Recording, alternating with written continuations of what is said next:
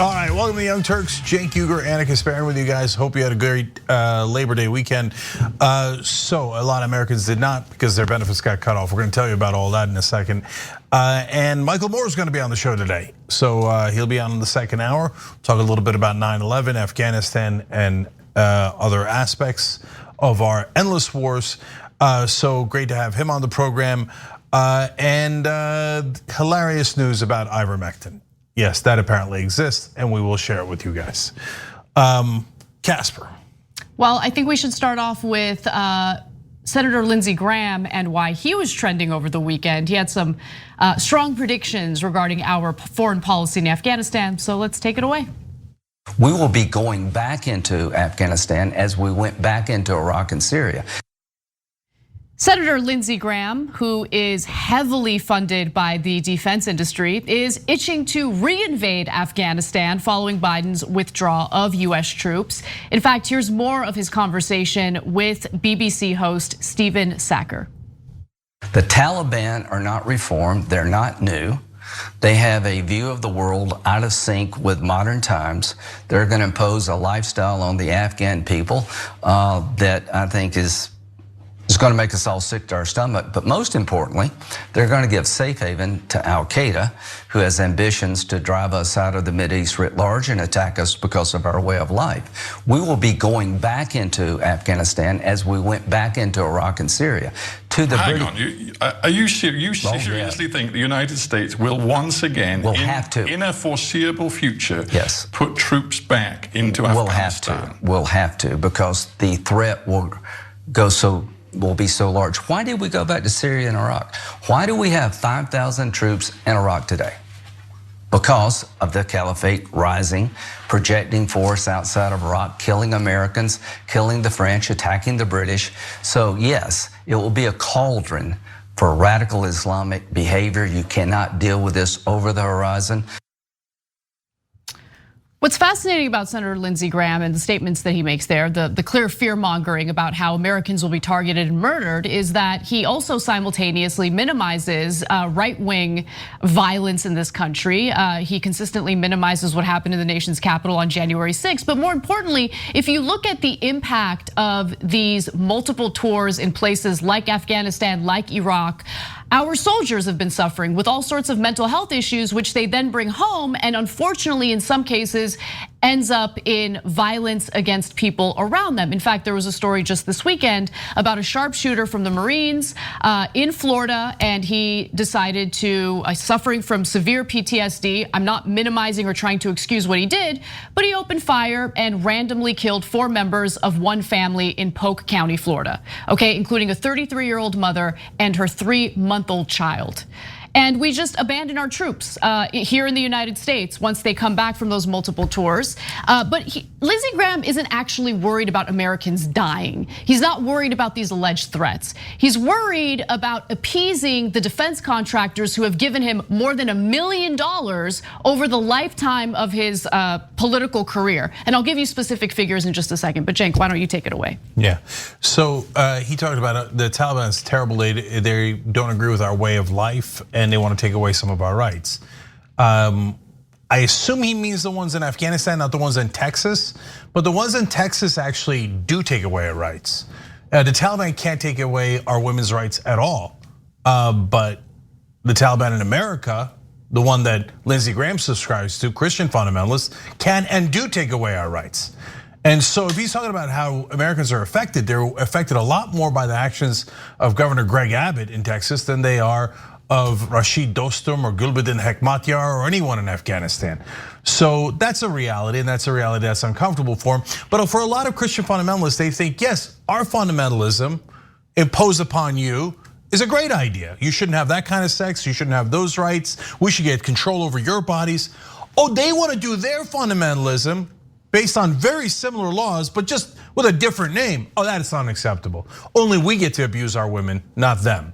That's Lindsey Graham's position. Honestly, that's the neoconservative position, but I can't say that it's entirely the Republican Party's position because the Republican voters do not agree with him. Correct. They are overwhelmingly against the war, and further interference in other people's affairs. In fact, there was a poll done just last week by the Washington Post and ABC.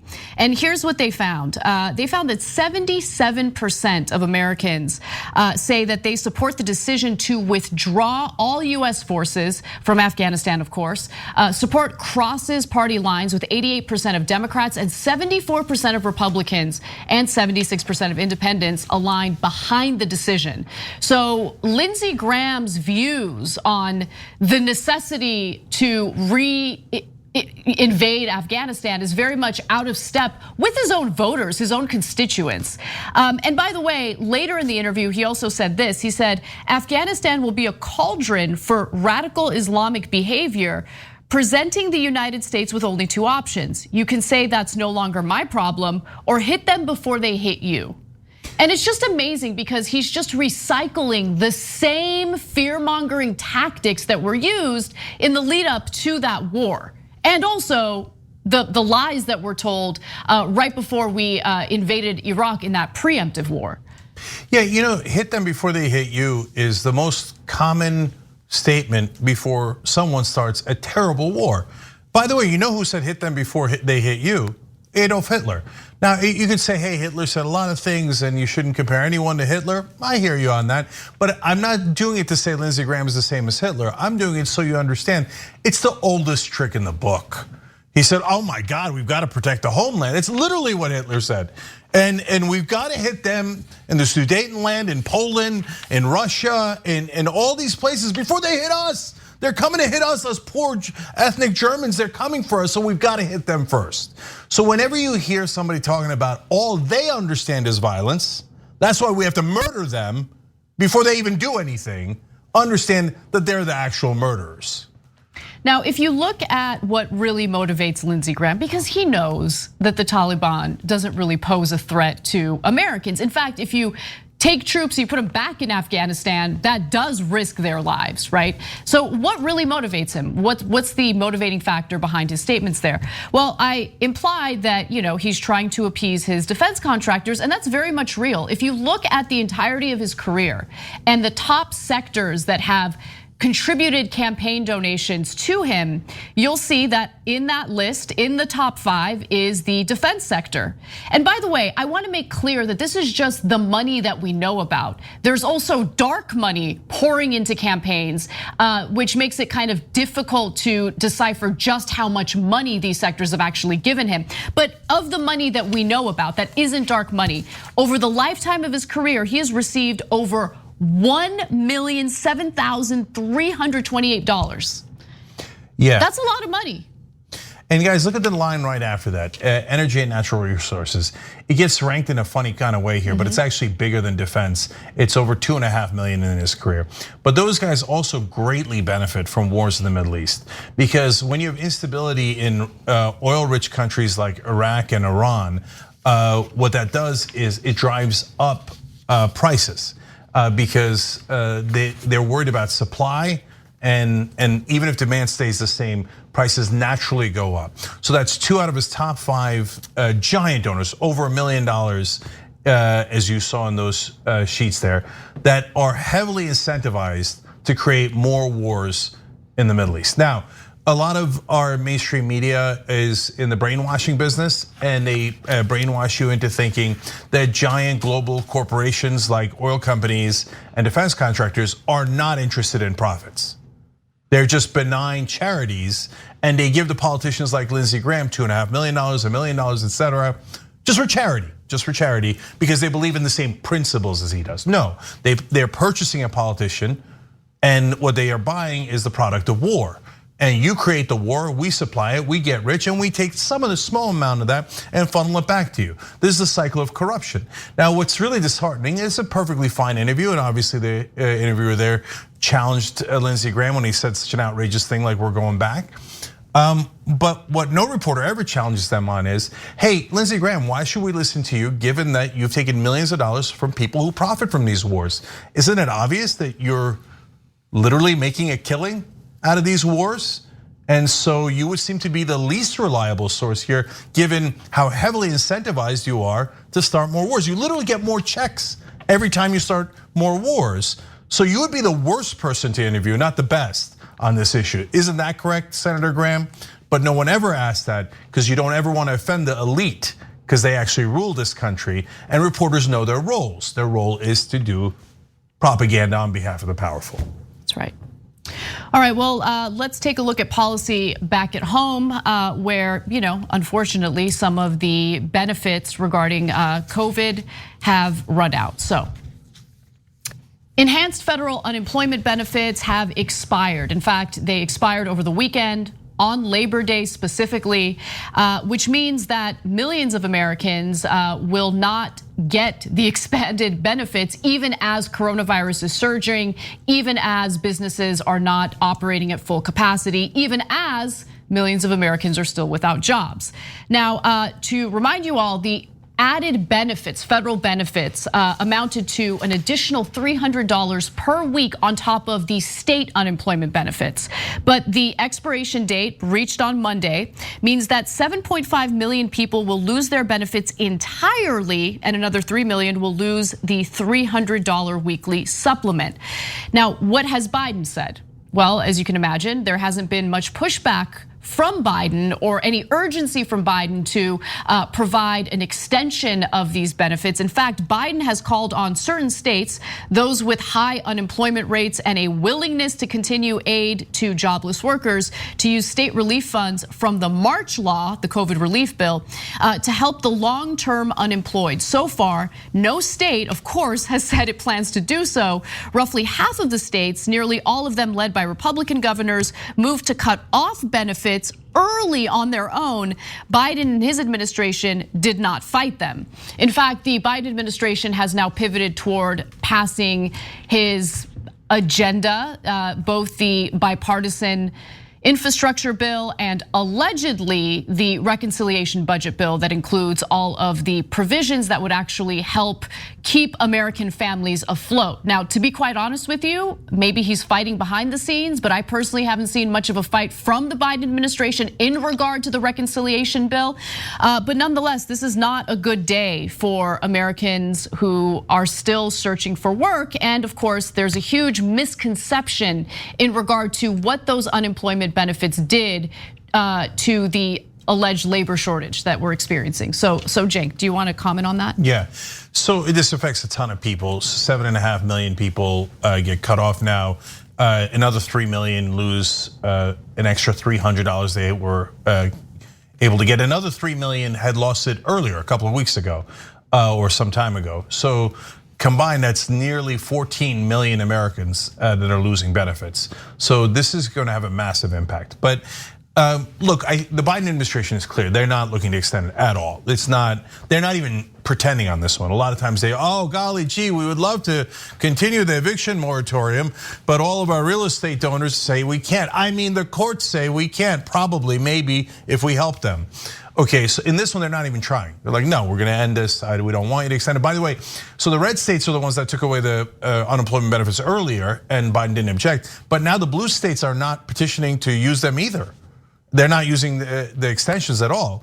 So everyone agrees, including Democratic governors, et cetera. So, and by the way, at some point, I would agree with, well, okay, maybe we should pare things back when we get back to normal and healthy. Do we look like we're back to normal and healthy? Nope. So that's the giant but here.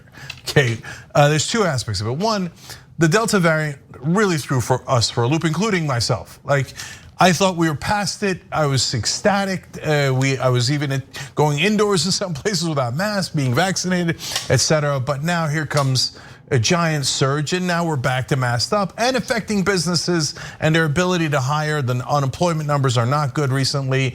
And so the second but is these business owners, as Anna's about to show you, that are beginning to say finally what's true. It turns out if you pay enough unemployment insurance, people can squeak by, and then they realize how terrible their jobs were, and then you have to actually pay them a living wage to get them to show up to work.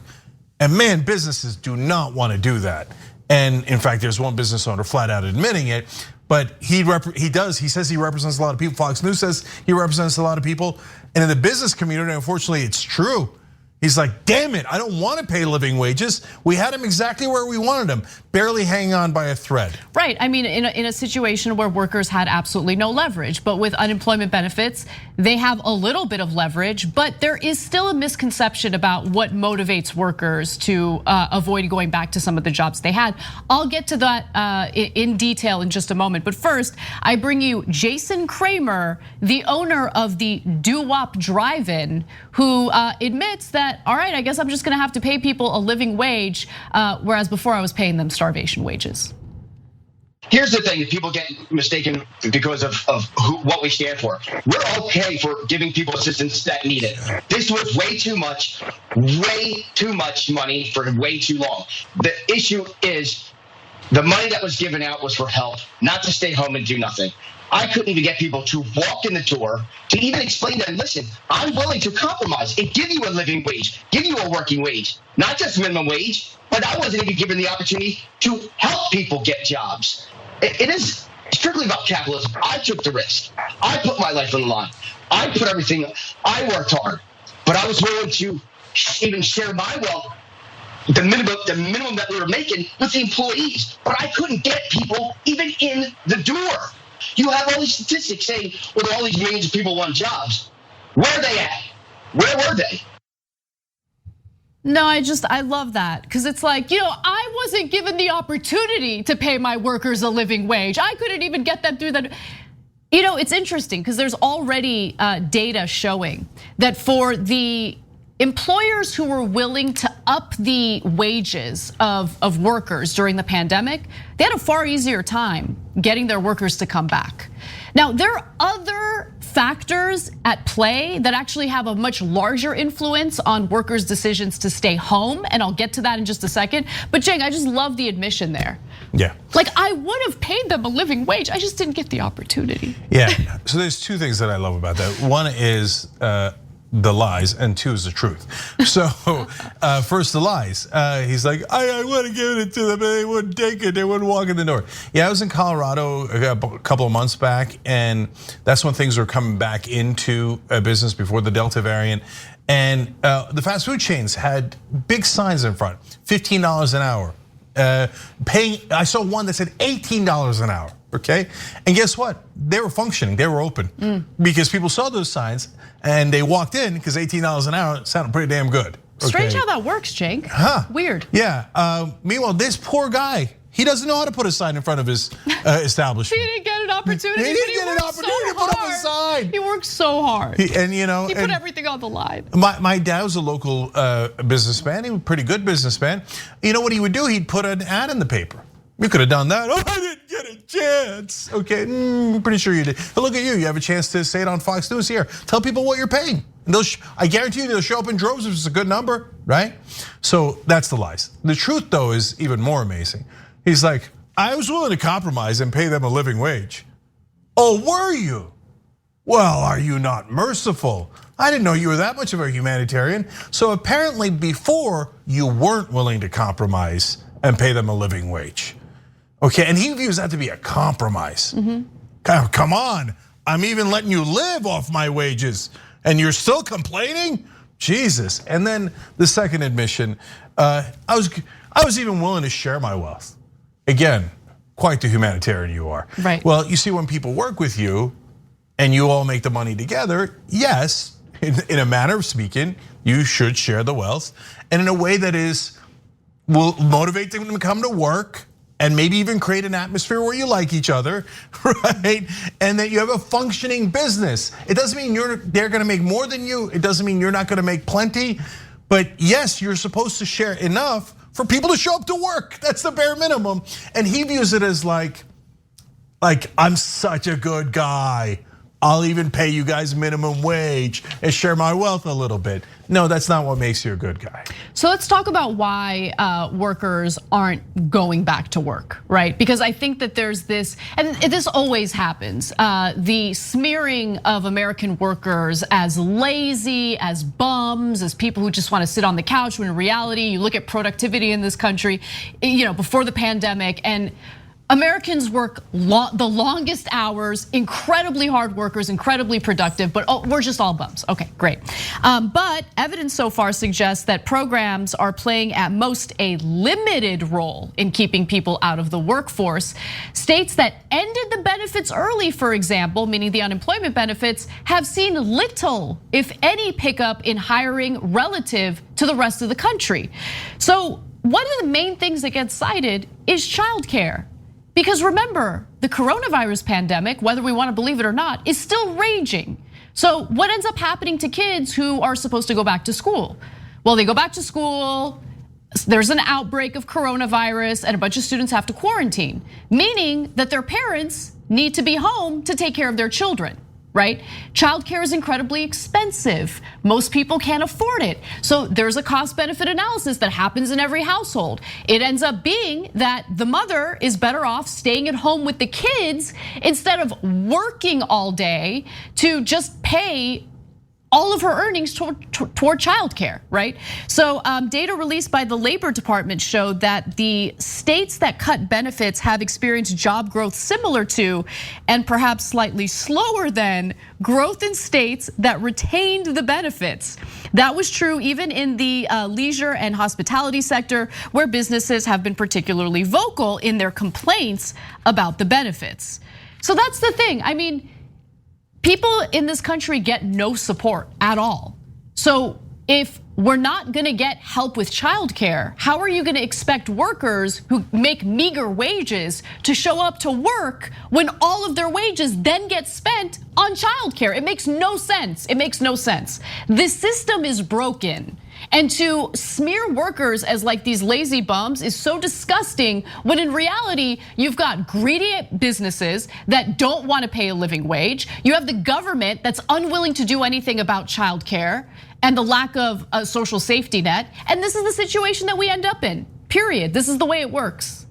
Yeah, see, that's why I thought the Family Paid Leave Act, et cetera, would be easier to pass, because at some point corporations have to realize if we don't help women with, and not just women, of course, but families, predominantly women still today, with childcare, they're not going to come to work. And then, by the way, it's not just that, hey, I don't have enough employees. What that'll do is it lowers the supply of workers, which drives up the prices. And so they don't want that either. So it's a perfect opportunity to unload that on the government. And so that's why it was easily put into the COVID relief bills. But I believe it's in the $3.5 trillion reconciliation bill. It is. And so that should be a way to sweeten the pot for corporations who actually, of course, run our government. But still, that one has trouble passing. And you would think that should be a layup for them. But still to this day, they think, well, I mean, I'm gonna have to pay a part of that cost. And look at that, the guy on Fox News really there almost negotiating with the country, right? How little can we pay you for you to show up? That's what they're trying to find, your bottom. And yeah, and he's not the only one though. Yeah, and no, the whole country is, yes, right? All of the politicians are. He just happens to be symbolic. He's actually a small business owner, so not a great symbol. The real symbol should be the giant corporations that hire fast food workers, et cetera. And they're the ones that methodically try to keep your wages to scientifically as low as they possibly can pay, and for you to still be able to survive. All right, we got to take a break, but when we come back, the Justice Department claims that it is in the fight against Texas to protect women and their reproductive rights. We'll see what they're gonna do. We'll give you those statements and more when we come back. All right, back on TYT, Cenk and Anna with you guys. Tons of news left, including Michael Moore, by the way. He's gonna join us in a little bit, and he's gonna talk about Afghanistan foreign policy.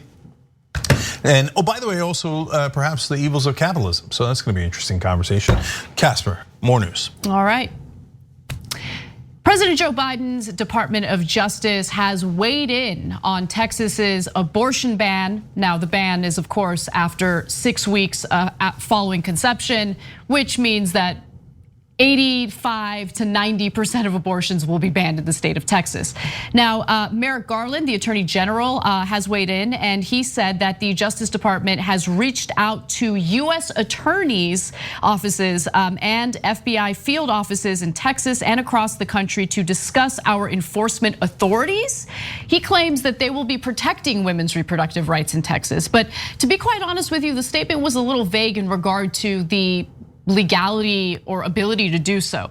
Now, the department, he claims, will provide support from federal law enforcement when an abortion clinic or reproductive health center is under attack. He also says we will not tolerate violence against those seeking to obtain or provide reproductive health services, physical obstruction of property damage in violation of the FACE Act. And there he's referring to the Freedom of Access to Clinic Entrances Act, a 1994 law that prohibits threats to and obstruction of a person seeking reproductive health services or of providers. Now, following the passage of that bill, and once it was put into effect, abortion clinics noticed that there were anti-choice activists basically swarming around the clinics, shining spotlights at them and being incredibly intimidating. So it's probably what he's referring to there, but it's still unclear whether the Department of Justice can really block Texas from enacting this abortion ban. And it still needs to work its way through the courts. Remember, what the Supreme Court did was essentially refuse to block the law as it works its way through the federal courts. So they haven't weighed in on the constitutionality of it yet, but by the way that it's written, some legal experts are worried that the Supreme Court would allow it to stand. Although, Jake, I wanted to ask you a question, right? Because we talked about how the enforcement mechanism for the law doesn't rely on the state. They are allowing private citizens across the country to report possible illegal abortions in the state of Texas. But who would adjudicate that? Yeah, so it would be the courts. It would, but the loophole that they're using for now, which is both good news and bad news. The bad news is obvious, it's allowing the law to stand. I'll get to the good news as part of the explanation. So normally what would happen is when a state passes a law, anyone can challenge it because the state has enforcement power, and hence it affects people whether you've begun to enforce it or not, because you can enforce it, right? So then you can sue the state and block it before it really takes effect, right? But in this case, they're saying the state isn't going to enforce anything. It's the private citizens that are going to sue. And when they sue, that's when it'll become a matter that you can adjudicate.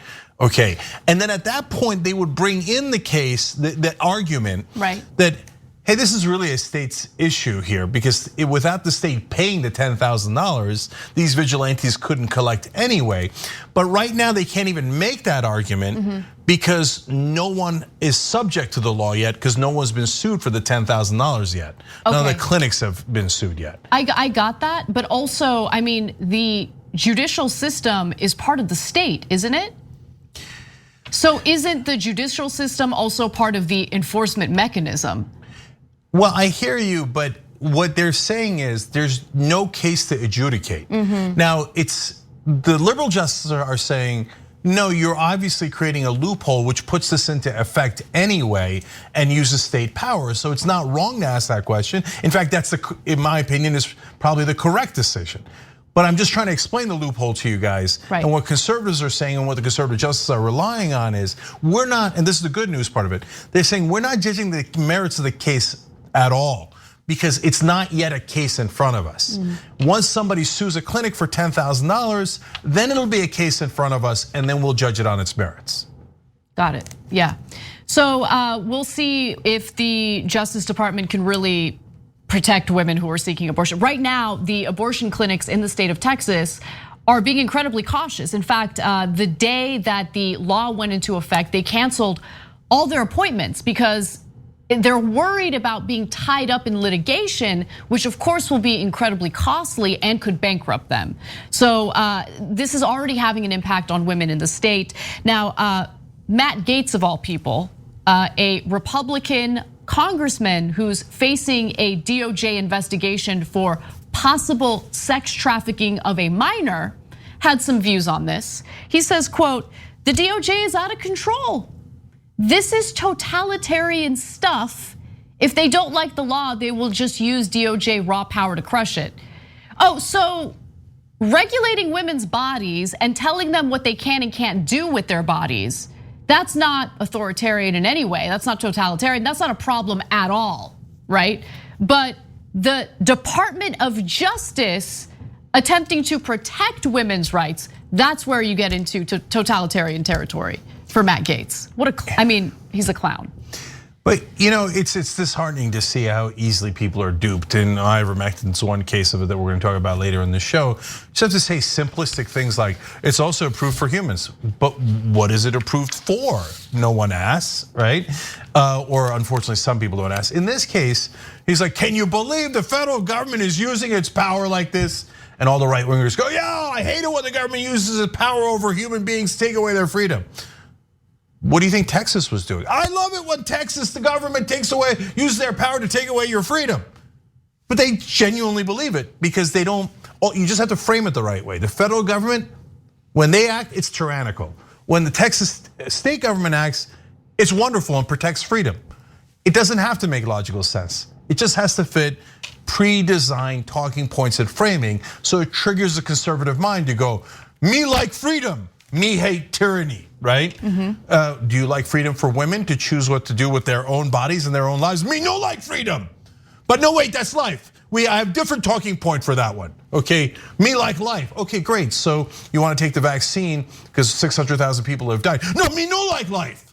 I mean, me like freedom, right? They need their simple talking points. Look, I hate to do it to them, but they make us ridicule them with these. I mean, how can you not see the logical fallacy of Matt Gaetz? Okay, now back to the federal government and the Democrats. So when I see the headline, Biden and Garland say they're gonna do whatever it takes to protect the women of Texas, I say, okay, that's great, that's what we asked for, I'm happy to hear it, but I'm really curious how. Right. Right? Because there's a lot of different ways to go, and it's not that easy a question, because there's several different angles here in how it touches the law, right? And how it touches the federal government. So then I read and it says, oh, well, we will not allow violence at the clinics. Right. Well, look, I hope that's not the main issue.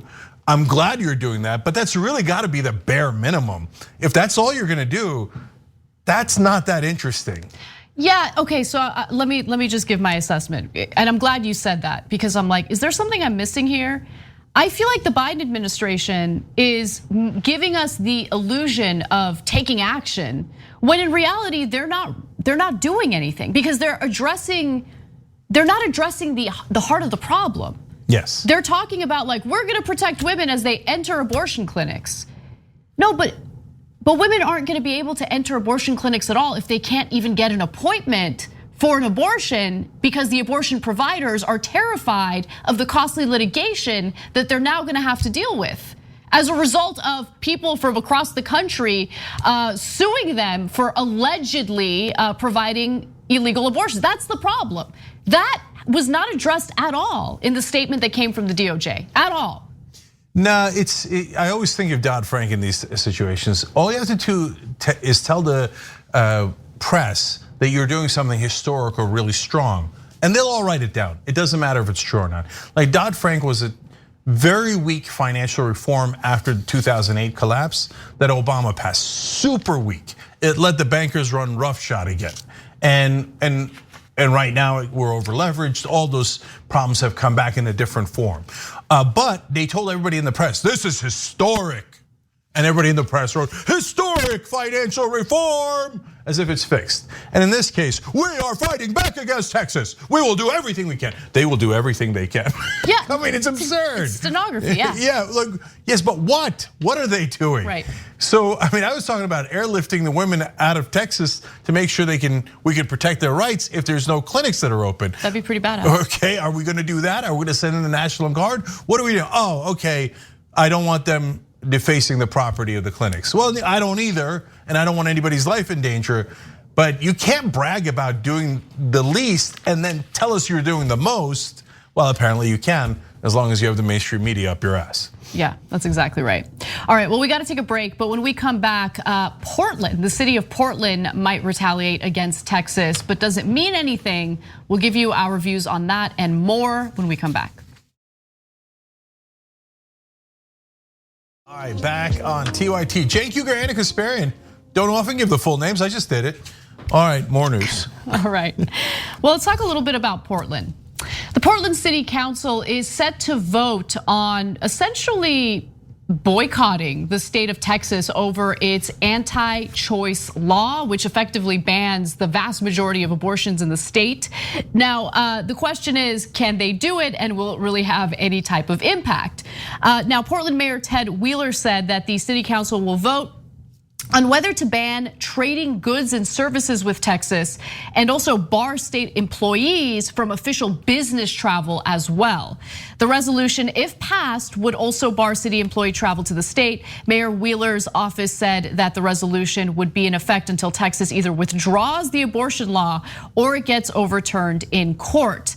Let me give you a little bit of Mayor Wheeler's statement on this. He says, quote, "The law does not demonstrate concern for the health, safety, and well-being of those who may become pregnant. This law does not recognize or show respect for the human rights of those who may become pregnant. The law rewards private individuals for exercising surveillance and control over others' bodies. It violates the separation of church and state, and it will force people to carry pregnancies against their will." And he's right about that. It also forces women to carry their pregnancies to term, even if they've been the victim of rape or incest. So it's a pretty extreme law to say the least.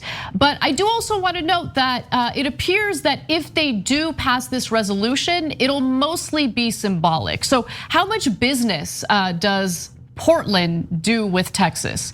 A quick search of Portland's current 3-volume, 1,904-page budget returned only one mention of Texas, but that was a reference to a highway improvement project which included Southwest Texas Street in Portland. The Texas economy, by the way, is the 9th largest in the world, and that's according to the Texas Economic Development Corporation.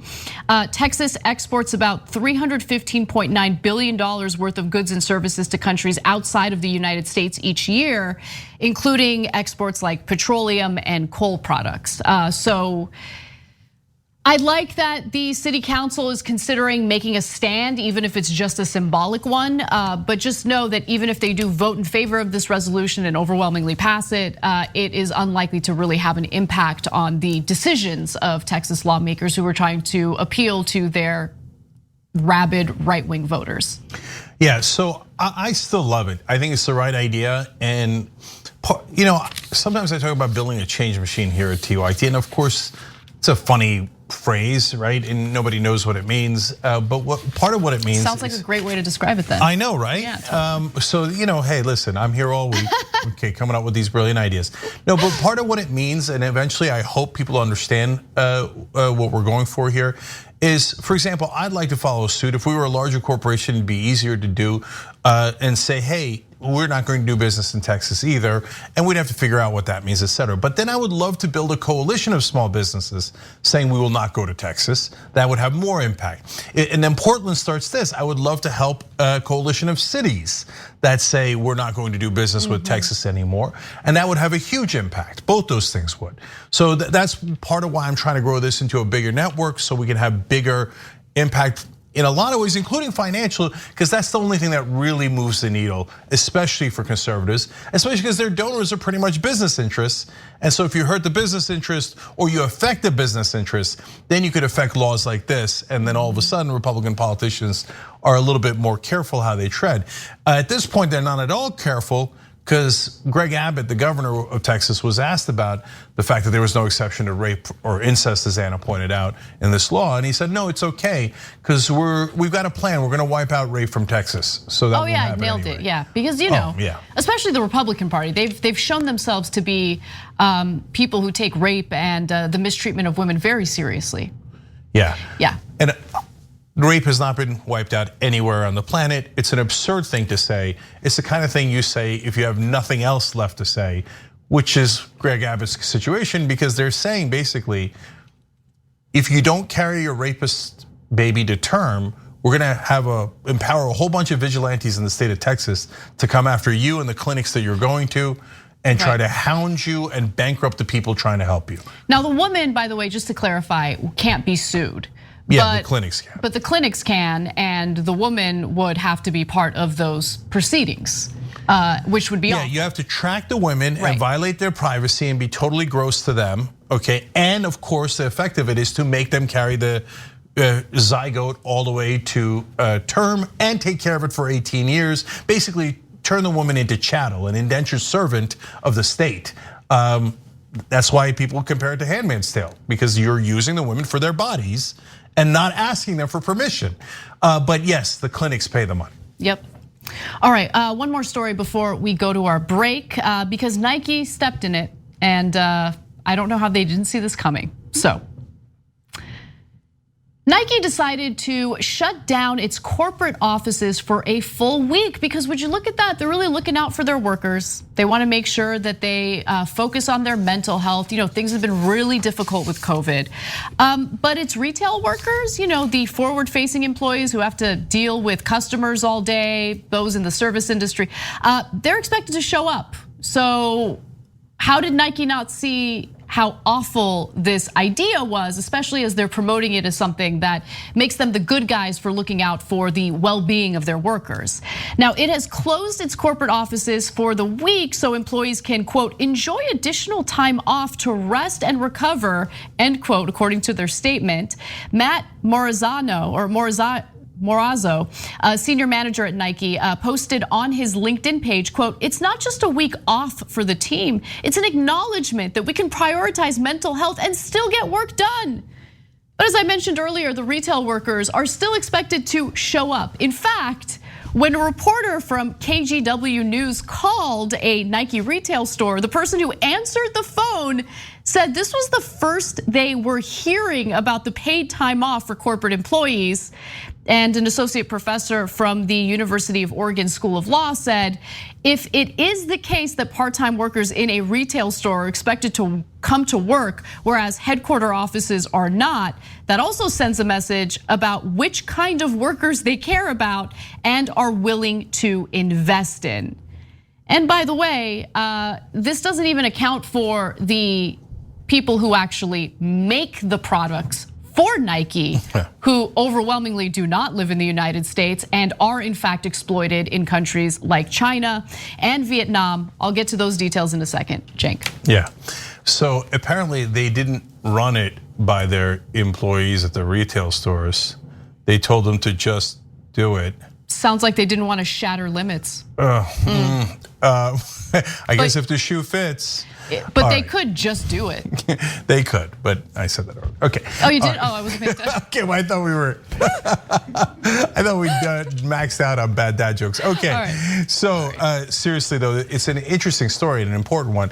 Look, the original idea of looking out for the people working at headquarters is not a bad one, as long as you did it for everybody, right? Exactly. And so, like, I don't want to just pile on them and say, I can't believe they wanted to give people more time off. That's great news. We're just asking you to do it more uniformly. And what's really interesting is that it's the lack of an ability to see outside your own perspective. Like, they didn't even think of the retail guys, obviously, because it went to print, they're bragging about it. Like, yeah, I mean, the guys who make the shoes in Vietnam or wherever, oh, God help them, right? That was never in question. They were not gonna get a week off. But it just never, I think it never occurred to them that we have workers elsewhere that aren't executives. Exactly. And unfortunately, that's the mindset of a lot of executives. They think like, oh, no, but they gotta work. We need to have the stores open. But you don't have to work. Well, that's also interesting. No, but to be fair, Cenk, I'm sure the executives work a lot harder than everyone else, so they deserve that week off. And everyone by the way, they definitely believe that. Of course they believe that. Yes. Of course they believe that. Yeah. And it's insane. Anyway, all right. So let's talk about. Look, we live in a global economy, right? And that global economy means that they don't just have workers in the United States, they are exploiting workers in other countries like China and Vietnam. In fact, almost all Nike shoes are in fact manufactured outside of the United States. The leading manufacturer of Nike shoes is China and Vietnam, each accounting for 36% of the total manufactured worldwide. Indonesia accounts for 22% and Thailand for 6% of the Nike shoes that are being produced worldwide. Now, there's also the issue of forced labor, because when we're talking about China, there's also the issue of Uyghur Muslims who get forced into these factories. And there was recently an op-ed published in the Washington Post that touched on this. It's a team of researchers who have been tracking the treatment of Uyghur Muslims Uyghur Muslims in China. And here's what they found. For months, our team of researchers based in Australia have been tracking the movement of Uyghur citizens from their homeland in the western region of Xinjiang and their other parts of China. We found that in the past 3 years, more than 80,000 of them have been transported to factories across China where they are compelled to work on production lines linked to at least 83 brands. The Post's Anna Fifield visited the shoe factory in one of the shoe factories in China, producing sneakers for Nike, and found that it resembled a prison with barbed wire, watchtowers, surveillance cameras, and a dedicated police station. Uyghur workers at the factory, she was told, did not come on their own accord, nor could they return home for the holidays. But hey, don't worry, the corporate offices, they're getting a week off. Awesome. Yeah, look, we're having trouble getting people to care about the women of Texas. Portland has hopefully started a trend by saying that they're going to boycott Texas. We hope more people do to effectuate change there. But getting people to try to care about Uyghurs in China and the 83 brands that they're forced into making in these camps, these concentration camps or outside of the camps. Unfortunately, in America, it's just near impossible to get people to care. And that's the reality of it. It's so much so that even Nike executives forgot that these are folks that are also related to their brand and make their shoes. And I mean, a week off, what would be great is if China didn't put them in concentration camps anymore, and you guys could put economic pressure on to make sure that doesn't happen. But of course, they're not gonna do that. And so I'd love to give them credit for coming up with a good idea about the week off, but they really got to do better in making it uniform. Otherwise, it looks inescapably elitist. Yeah, absolutely. All right, that does it for our first hour, but stick around because when we come back for the second hour, Michael Moore will be joining us for a discussion on Afghanistan, the economy, and more. Thanks for listening to the full episode of The Young Turks. Support our work, listen ad-free, access members-only bonus content, and more by subscribing to Apple Podcasts at apple.co/TYT. I'm your host, Cenk Uygur, and I'll see you soon.